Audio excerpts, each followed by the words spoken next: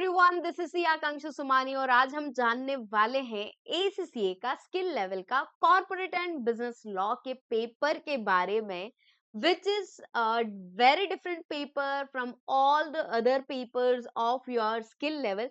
बाकी के 5 पेपर एक साइड और ये पेपर एक साइड, क्योंकि इसका अप्रोच टोटली डिफरेंट चलता है। ये पेपर ऑन डिमांड होता है, इसमें डिस्क्रिप्टिव क्वेश्चंस नहीं पाए जाते हैं। So let us know more about this subject, corporate and business law. ये जो सब्जेक्ट है बच्चों, इस सब्जेक्ट के बहुत सारे वेरिएंट्स अवेलेबल होते हैं, but we prefer for global variant. Global variant क्योंकि ऑब्वियसली कुछ ऐसा पढ़ें जो वर्ल्ड वाइड फॉलो किया जाता हो, एक्सेप्ट किया जाता हो। So many variants are available and we follow the global variant for this law। हम global variant follow करते हैं इस law के सब्जेक्ट में। यहाँ पे हम क्या जानेंगे? यहाँ पे हम जानेंगे इंटरनेशनल लॉज के बारे में। We know about international laws here। International laws like contract कैसे बनता है for sale of goods, buyers और सेलर की ड्यूटीज कैसे होती है, रिस्क और ओनरशिप कैसे ट्रांसफर होती है, पेमेंट्स के टर्म्स और कंडीशंस क्या रहते हैं, डिस्प्यूट्स कैसे रिजॉल्व होते हैं इंटरनेशनल ट्रांजैक्शंस में।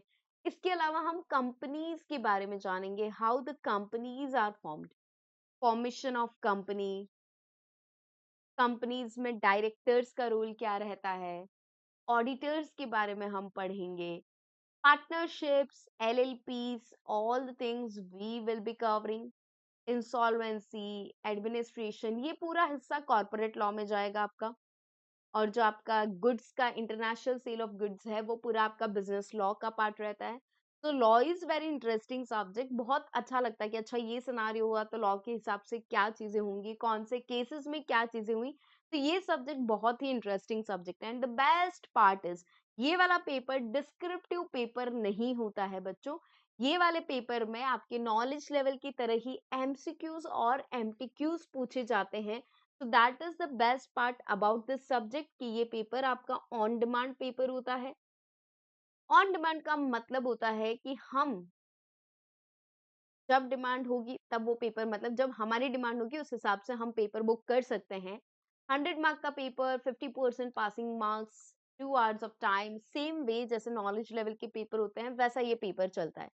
क्लासरूम अप्रोच हमारी क्या रहती है? सबसे पहले हमें कॉन्सेप्ट अच्छे से समझना पड़ता है कि लॉ का ये कॉन्सेप्ट को इंटरप्रीट कैसे करते हैं, वो हम जानते हैं।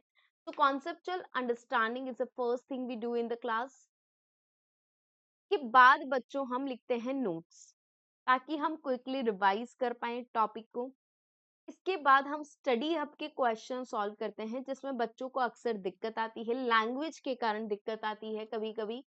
तो ये हमारा जो है जनरल प्रोसेस रहता है to understand the subject of law. और बाकी अगर आपको क्लासेस देखनी है क्या क्या होता है क्लास में, तो फटाफट से इधर आ जाओ, ये देखो।